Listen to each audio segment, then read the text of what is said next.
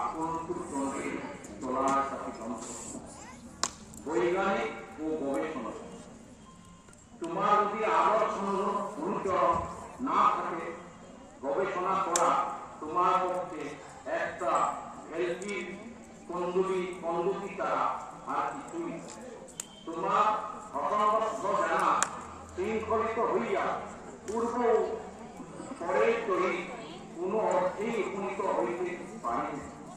আর গুরুদর্শন তোমাকে চিন্তাও করার জন্না পথে লইয়া, অর্থাৎ জোনাকি ঝিকিমিকি দেখাইয়া পথ হারা করিয়া আরো ব্যাকুল ও ঘরে বৈজ্ঞানিকরা কিছুই করিতে পারিবে না।